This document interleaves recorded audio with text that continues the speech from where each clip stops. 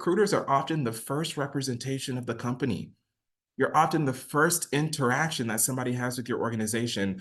How upsetting would it be for that first interaction with a company of great culture, of great size, to be a negative one? So be mindful that though we have a privilege, we also have a responsibility as recruiting and HR leadership. Welcome to the Workology Podcast, a podcast for the disruptive workplace leader.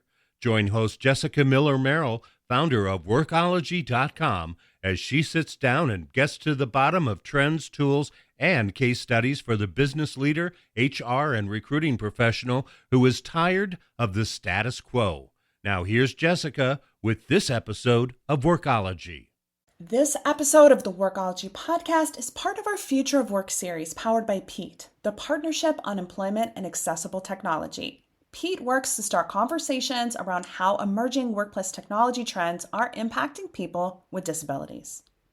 This podcast is powered by ACE the HR Exam and Upskill HR. These are two of the courses that we here at Workology offer for HR certification prep and recertification for HR leaders.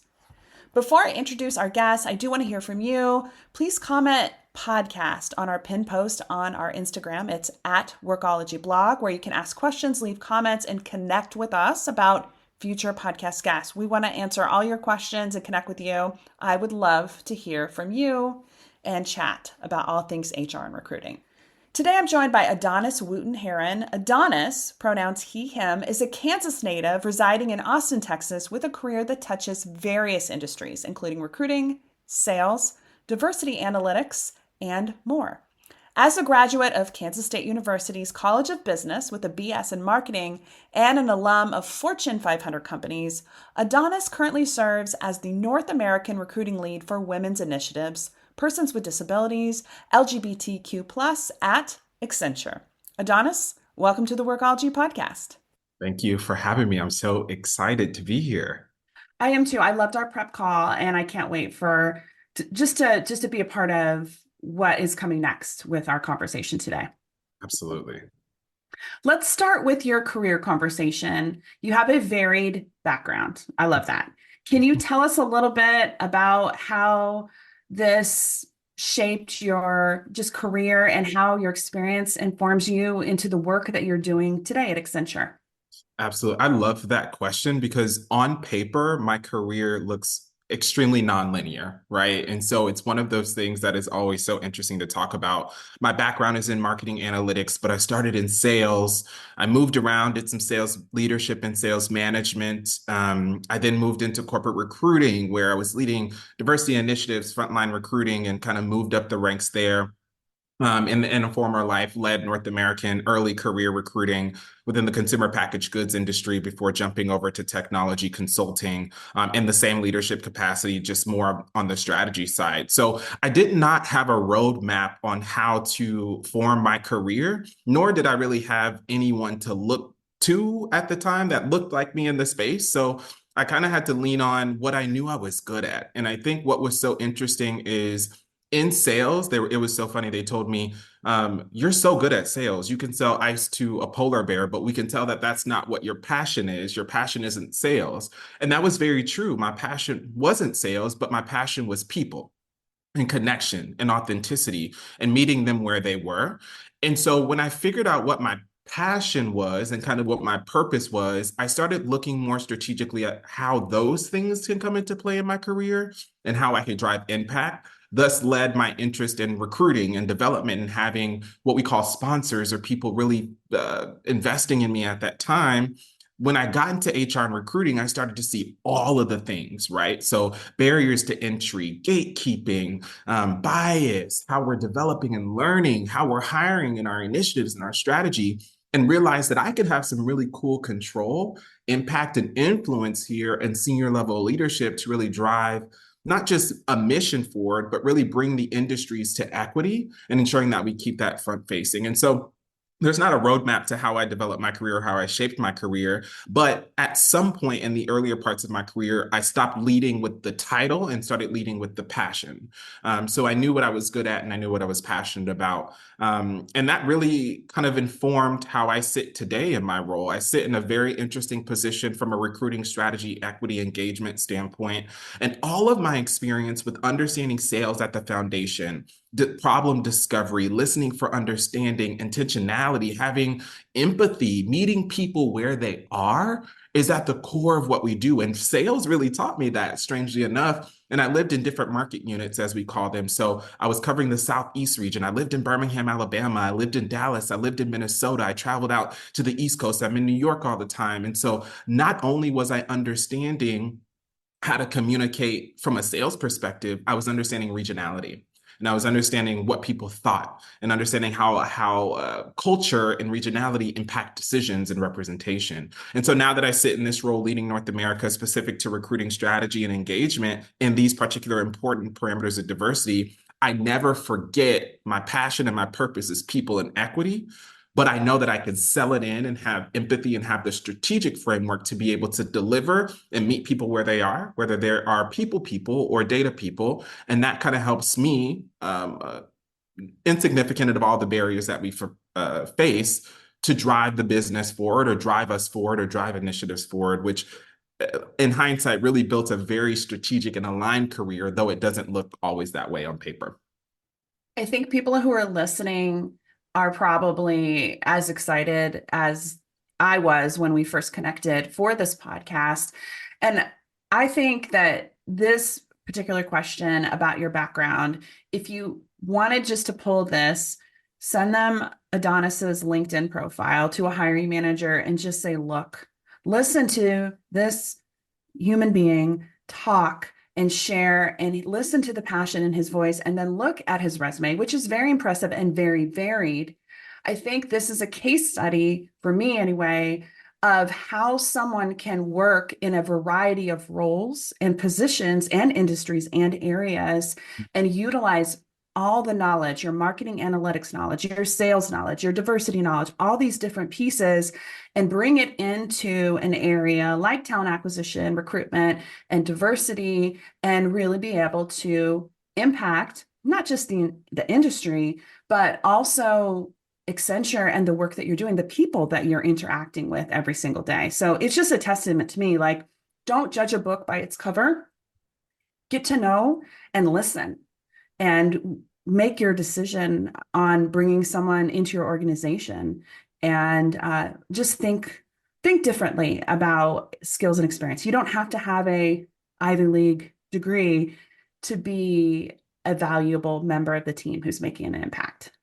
Absolutely. I think we need to think, and I have this conversation all the time. I know that we need to stop thinking in a vacuum and really look at the big picture of everything and look at the core foundation of skill sets. And I also tell people, I cannot replace your foundational knowledge. That is something that I cannot replace. That foundation of knowledge of connection and equity and passion and really having a tie to what you're doing, I can't replace that. What I can do is reskill you in technological languages. We talk about AI, we talk about processes, we talk about cross industry. That is what we have the capacity to do. So we challenge our hiring managers, and I challenge my board of equity. I call them my personal board of equity, just to think differently about what it is that we're looking for, and not so much in a vacuum, and really tie ourselves to what skill sets, growth pipelines that we want to really anchor to, versus the title and simply just that technological framework that this person or these candidates may come from. So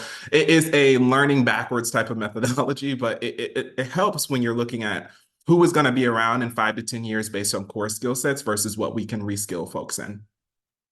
I love that. Well, let's switch gears and talk about artificial intelligence, because it is such a hot topic. Everywhere we go, it's all AI, AI. Talk to me and to us about how artificial intelligence technologies are being used right now in recruitment and human resources. Absolutely. So I think we're really at the beginning phases of that and working at Accenture. And I want to be mindful too that I work at Accenture, but a lot of my thoughts, though they may align with Accenture at the core, they are thoughts of my own. And we have external resources as well that you can visit. And that's important for me to mention because we are the industry leader essentially in that data and research. But thinking about how AI is coming into recruiting and HR, it's such a nuanced conversation, right? Because AI is so new, we understand the capabilities of it, but it still needs to be taught. And so when you're talking about AI from a recruitment standpoint, making decisions, making selections, streamlining processes, I don't know that we will get there timely. And why do I say that? Is because just like AI can be trained to make decisions, bias can also be trained in these processes. So whether it's a connectivity, whether it's a review, whether it's a skill set, maybe we're training it to look for certain degrees, or maybe we're looking at certain schools, it can often be weaponized and be predatory based on the bias of the person that's training that. Now, AI, artificial intelligence, will continue to learn on its own essentially, but it has to have a human engineered initial input. Right. And so when we talk about recruiting in HR, I think we are leagues away from AI making hiring decisions, though it may help us streamline top of funnel functions. We're far away from that. And I think that's so incredible because at Accenture, from what I see in the industry, we have responsible AI. We have AI leaders that are leaning into regulation and how do we train these systems and monitor and put checks and balances to ensure that bias is not built into these processes because we do have to answer for that. Now, for AI or for HR and total recruiting functions, what we're looking at, and I think what's so incredibly important and exciting for folks to understand is AI can often take those monotonous pieces of your role and monotonous pieces of your day to day and streamline. And so it will make us more efficient. So auto-populating emails or building out presentations or doing some of the not administrative work, but some of that monotonous work that we do need to do in HR and recruiting that are pulling together thoughts and resources.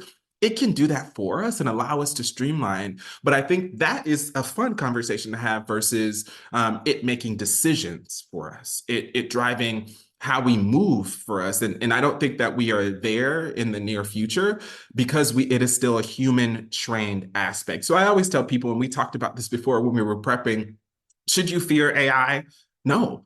But should you be mindful, right, that this is a platform that is centered around how it is trained by human ingenuity, and then it will continue to learn. We need to be investing our time in ourselves to learn ourselves what AI is capable of. Stay on top of what it will do. It will shift the industry and is shifting the industry, but understanding for yourself how. Understanding what that impact means to me, and also be mindful and be open to understanding, hey, how can this actually benefit me? What are the benefits of this? And I always tell people in my last point here, as we talk about AI kind of in the intersectional efforts of recruiting in HR, I always tell people, and I will never forget this particular aspect of my career and every season and every role and every career and every change in the industry, you have to remain a student.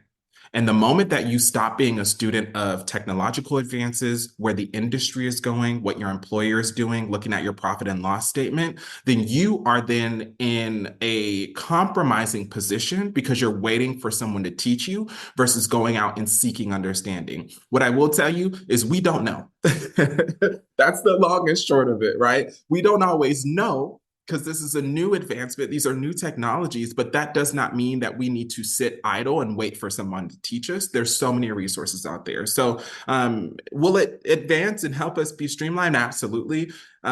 Is there potential bias in those decision-making processes? Absolutely, because it's human-led. But can we regulate and should we be excited for what's to come? Absolutely, especially in HR operations globally.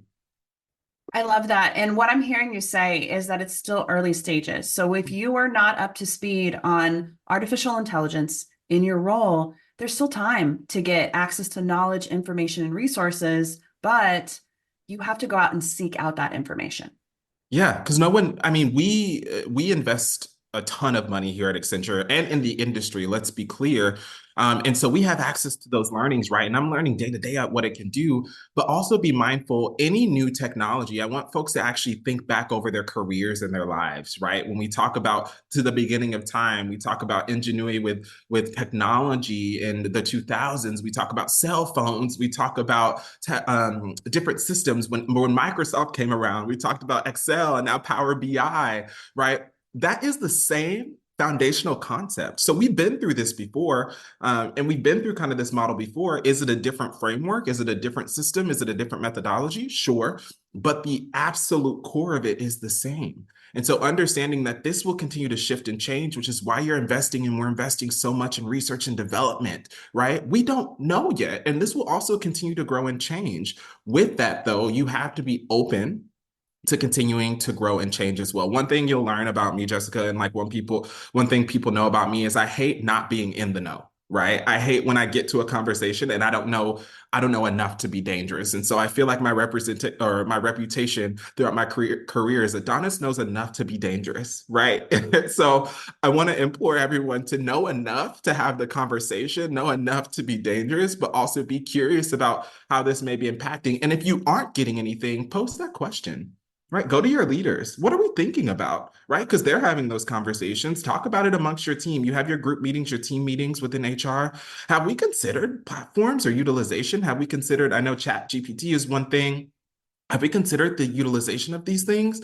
Start that conversation to ensure, one, that you aren't behind, but also making sure that your nonprofit, your company, your industry is not behind as well, waiting to be taught versus going out and seeking. I love it. And thank you for all the great insights. I mean, one of the reasons why I continue to do this podcast and I started this podcast was to talk to smart people and learn from them and get up to speed and become dangerous in specific topics. And I don't know, I've probably done at least 50 interviews with people talking specifically about AI in our space of hiring, recruitment, and human resources. I will include some links for you, including some books and resources, as well as a couple courses in the show notes here. So if you're like, yes, I'm ready to dive in, it's okay to just be getting started. We will get you up to speed. You just have to have a little bit of information to create conversation, curiosity, and it's okay to test and retest and learn from other people. We all are not experts. I'm definitely not an expert in this area. It's okay. Neither am I. And I think no one is right now. So I think that is what brings me. That's why I get excited. And I hope that whoever's listening and you all can hear the excitement and why I talk about what I do is because it's exciting, but it's also unknown. But I always tell people, when you look back when you started your career, started a job, wasn't that unknown to you? When you look back to when you started a new role or a new activity or a new hobby, wasn't that new and exciting to you? When you traveled to somewhere for the first time and you experienced something for the first time, wasn't that exciting and new to you? Wasn't it scary? Did you not know? And so I think we often take ourselves out of the equation and forget this is actually a truly human experience as well, though we're talking about technology. And so if you center yourself around learning and development, and this is exciting and I want to jump in, this is also pretty scary because I don't know, you will always be in the driver's seat because you're not, again, and I will reinforce this, you're not waiting for someone to teach you, you're going out and seeking it because you're hungry. And that is where you arm yourself with enough to be dangerous. And what I mean by dangerous is enough to get into the room to have the conversation and then sit and absorb. So then you can have more conversations and continue to drive forward. Let's dive in and talk a little bit about the benefits and barriers of AI in hiring technologies. Let's just address the elephant in the room because I think there's a lot of fear. And again, it's new. But I would like us to focus on the impact that AI can have on people with disabilities and members of other underrepresented groups. Can you talk to us about that a little bit? Absolutely. And I'll kind of lean on the caveat as well. Just my thoughts in general, though I work at Accenture, not always representing the firm. And so here are some of my personal thoughts. And I can even talk to you a little bit about what's actually happening here at Accenture, but just making sure we make that difference. And so, as I mentioned before, AI is pretty tricky, especially when we're trying to, or our assumptive nature is that it's going to be making hiring decisions or selection decisions for us. I will tell you some big companies and some companies here that are in our platform, that are in our ecosystem that we know in the industry have already come out and say, hey, we're not in the mode to let AI make our hiring decisions for us. We understand, as I mentioned before, when you're talking about artificial intelligence, even systems that are not AI, but are kind of predictive, so Power BI, even Excel, that takes human input to train that system first. And so ensuring that we have checks and balances in place. And I also want to be very clear, it's also going to take regulation when we talk about making recruiting decisions because we're not allowing AI to make decisions. We're not allowing AI to make selections. What we are seeking, and I think what's so interesting and what I'm looking into is how it does it streamline some of those day-to-day processes. And so how does it make connections? How do we get people aligned to roles? Can it do things like that versus making a hiring decision? I will tell you now, I don't know that we will ever get to a place where AI will completely make a hiring selection and decision for us because to me that is will take so much regulation because we have to ensure at any point in the process that bias is eliminated, similar to how we train our humans like our humans, our people, similar to how we put those checks and balances in place and we audit those processes as well. That's the same thing, and I think we're leaps and bounds away from that. And so when I think AI, and I'll go back to my previous point, when I think AI or technological advances, start thinking about how it can help you streamline processes. And for corporations and businesses, not allowing that or with the plan to allow that to make hiring decisions for you, we are way beyond that, but how it can help and elevate our current processes. So I don't know if I want to instill some comfort or instill some camaraderie within the audience to say, hey, we're not letting, and we should not be letting at this point, AI make hiring selections and decisions for us because we don't have regulation and it's not necessarily trained to do that. But we should be mindful of the advancements that it can provide us in terms of streamlining some of those monotonous day to day. Will it get there in the future? I have no idea. I didn't expect it to get here this fast, right? And I will lean on how we've seen the industry shape before. If you would have asked me back in 2002, if we would be seeing everyone move to electric vehicles or AI even being a part of the conversation back then, I probably would have told you, I don't know what you're talking about. Here we are in the 2024 of things, and that is where we are, and that's what we're doing. And so I speak with a bit of padding around that, but I want to be mindful that equity is still at the core of what we do. Equity is still at the core of decision makings. And I think we're taking a stand, not I think we're taking a stand, but in this industry, when we're talking consulting and technology, being mindful that bias can be built into these processes and even into AI. And we have to be very, very, very responsible. And we have to be very mindful of what we do and how we do it with these particular resources as they continue to grow, develop, and learn and adjust across industries, across platforms, but specific to recruiting and HR globally. Thank you for all that. I do just want to point out to listeners that it is still really new, artificial intelligence. Things will change as regulations and just things, it just is evolving. It's a moving target. So I agree with you. I don't see us having hiring decisions and everything completely being made by artificial intelligence, not right now and not in the near future. And I hope this maybe encourages some people to start posing these questions. I always tell people when one person talks about it, it's important. When 50,000 people talk about it, it's a priority. And so I think as we continue to elevate these conversations, and you don't have to be a subject matter expert, and I want to reiterate this, you don't even have to, you have to know enough to be dangerous, sure. But pose the question, hey, are we considering, or did we think about, or have we talked about, or in our minds, have we considered this? And oftentimes it's like, oh, I don't think we considered that. And it ends up birthing a whole conversation. And so there's one thing for the conversation to be happening around you, and there's another thing for you to be in it.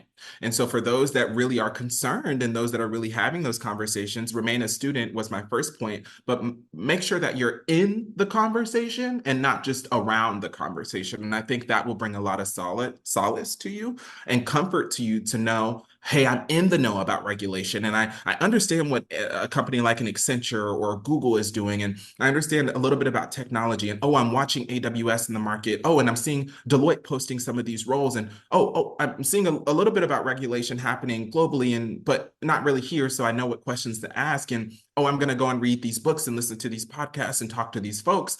So therefore, you're in it and surrounding yourself with it. So you're in the know and it's not just, again, happening around you. Let's take a reset. This is Jessica Miller-Merrell, and you're listening to the Workology Podcast powered by ACE the HR Examine Upskill HR. Today, we are talking with Adonis Wooten-Herron, the North American recruiting lead for women's initiatives, persons with disabilities, and LGBTQ+ at Accenture. This podcast is part of our Future of Work series and is powered by PEAT, the Partnership on Employment and Accessible Technology. If you have questions or want to chat about all things related to the podcast, head on over to our Instagram account. It's at Workology Blog, and just comment on our pinned post. It's the one with me with a podcast like headset and mic. Just put the word podcast and comment, and we can connect to where you can ask questions, leave comments, and make suggestions for future podcast guests. I want to hear from you. The Workology Podcast Future of Work series is supported by PEAT, the Partnership on Employment and Accessible Technology. PEAT's initiative is to foster collaboration and action around accessible technology in the workplace. PEAT is funded by the U.S. Department of Labor's Office of Disability Employment Policy, ODEP. Learn more about PEAT at peatworks.org. That's peatworks.org. I want to talk a little bit about intersectionality because I think this is incredibly important in diversity, equity, inclusion, and accessibility conversations. But let's talk about intersectionality in the context of AI with that disability, diversity, inclusion, accessibility lens. Absolutely. Well, what is funny, Jessica, when I think back to intersectionality, I think 5 to 10 years ago, that word didn't even, it existed always, but it wasn't a buzzword, right? But then as we moved into the DE&I space, we talk about post-George Floyd, we talk about 2020, COVID, all of those things, and we talk about these huge initiatives that came. Intersectionality became so important because we, at one point, we were bringing one form of ourselves to the conversation, and it was the form that people could see. And then just giving a little lesson on intersectionality. And then we realized, oh, I'm all of these things, right? Because out of COVID, going to be completely transparent, that's when the real, to me, from what I've seen in HR and recruiting, that's when the real neurodiversity conversation came to the forefront because we were revealing so much and we're being so open. And then we thought, oh my goodness, there's such a population here when we talk about intersectionality. The thing about intersectionality specific to what I believe AI can do, and what I believe the whole DE&I conversation is we cannot forget that people are complex. And so there are often times that people don't fall into one bucket. They don't fall into one thing. They don't identify as one thing. And oftentimes, let's be clear, when we're talking about AI in the context of HR and talent acquisition, AI aside, when we're talking about decision-making skills, there's often times where candidates in recruiting, people that work for the company, don't even reveal their parameters of diversity, right? And so if we're waiting for AI to make those conversations and make those connections, it won't, right? Because that takes a human revealing that information and then we can act. So going back to the decision-making piece, but intersectionality is so incredibly important. But at the root of that is someone needs to trust the company. Someone needs to trust recruiting. Someone needs to have trust in the space that they're in to be able to actually reveal those things, right? And being able to actually have those conversations. Also, being mindful of how organizations and companies collect that information, right? And utilize that information. So to go back to the original point, intersectionality is incredibly important and also is something that grows throughout the life cycle of a person as they enter into a corporation or enter into a business. And so I want to be mindful of how important that is because we are not just one thing. I'm not just Black. I'm not just a male. I'm not just what we identify as a millennial. I'm also gay, right? I am spiritual. I'm all of these things that flow into my identity, and they all impact not just how I show up in the world, but how I move through systems, how I move through roles, how I speak, how I have passion, what I know, what I'm attached to, what I do. And that then impacts what I then need to be successful. What I need is very different than what my counterpart needs. I don't have kids, I'm single, so my lifestyle is different, meaning I need something different. And so I think intersectionality is not just so incredibly important to the conversation. It's culture moving and it's culture shifting. And it's an imperative as we talk through what inclusion, that ending piece, what inclusion then looks like in the firm. Now, as I mentioned, or in companies or in really in the nation, right? As I think of the context of AI, my foundation is still the same as the previous questions, right? It's not a decision-making thing, right? It is a streamlining thing at this point. But intersectionality is a business imperative when it comes to the DE&I conversation because your people and people are more than just what they are seen as. There are different parameters, meaning they may need something different to be successful. That trust piece is so important. I think that we as organizations, not just HR and TA, have a long way to go in terms of building that trust so that everyone can feel included and be comfortable to show up as their whole self at the organization. So we have a long way to go. So I believe that. I was just on a call with some of my counterparts in the Philippines, and we have like our global organization. And they came to me and they were like, "Hey, Adonis, we just need a reminder for our team about building empathy and trust throughout the recruiting process. Can you come in and just talk to us a little bit about what you do? Because we've gotten feedback that you know how to build rapport quickly and trust quickly." And a few things that I told to them, especially as recruiters, we cannot move so quickly to fill a role that it becomes monotonous, that it becomes just a day-to-day thing. And that's often not even the fault of the recruiter, it's the fault of how we need to move to fill roles. We got a short timeline of pipeline to fill. But what I told the recruiting and sourcing arms is I said, you have to remember why we do what we do. And if your passion and at the core of you is not to create equitable experiences for people, to listen for understanding, to listen with intention, to ask intentional questions about what folks need to be successful, to take a second to kind of breathe air into the room. If you cannot do that, this is not the role, the industry, the type of work you should be doing. And I have a track record, and something that I'm so passionate about is within a 30-minute interview, we can be best friends. We can be connected because one, I come to the conversation sharing who I am authentically. I'm sharing my experiences. I'm being honest, but then I let you speak and I want you to get it out. And I want you to tell me about yourself. And I want to ask questions and I want to probe and I want to be excited. I want to give you some personality and passion. I want to make sure that you get what you need. I want to go over 5 minutes if we have to, right? And so understanding that we have a privilege to be the gatekeepers as recruiting of how people make it through or make it into our process. We can never forget what we needed in the recruitment process. I will never forget my first interview and my experience during my first interview versus an experience that I had with an interviewer that was engaging, that was strategic, that was exciting, that wanted to hear what I had to say, that built trust, that I can open up and ask questions and knew that it wouldn't hurt me in the process. And so I want to be mindful to my recruiting leaders and to my recruiters and HR that are working so hard and so diligent based on processes that are put on you by your company. Never forget what you needed and imagine what you need now and what you would need now if you're going through that process. And also I want to speak very quickly to my folks in the market that may be jaded by your recruiting experience or have a negative recruiting experience or may have had multiple recruiting experiences. I want you to be mindful that it was never you. And oftentimes it's not you. It's just a fact of the system. But what I want to also admire in that fact is one company and one experience, I am hopeful should not impact your entire view of what recruiting looks like across industries.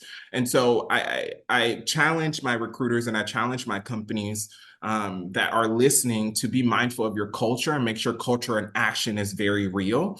And that you are passionate about what you're saying. And to my people in the market that are looking for roles and may have had a negative experience within recruiting, it does get better.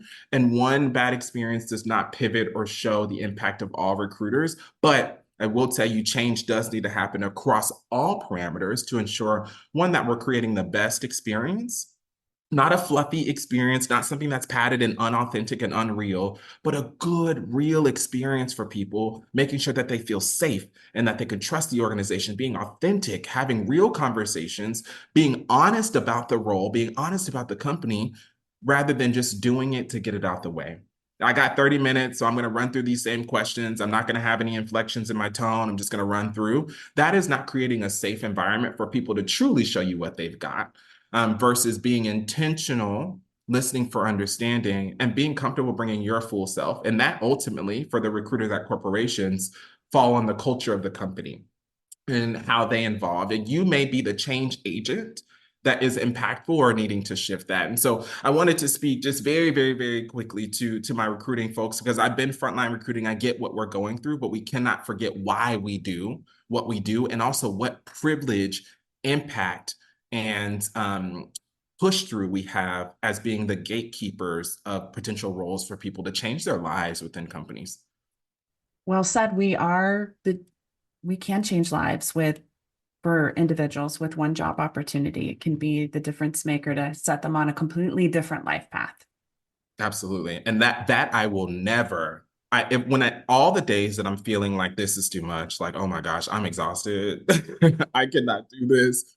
It's so much. I mean, I'm anchoring North America for Pillars, right? So it's a lot. It's coming at you from a lot of different directions. I never forget that my purpose and my passion was always people. It was always people. It was always equity. How the avenue at which that showed up in was different. It was sales, it was recruiting, it was leadership, it was strategy, it was analytics, it was data. But my passion is always people. As long as you can build and always get back to, why do I do what I do?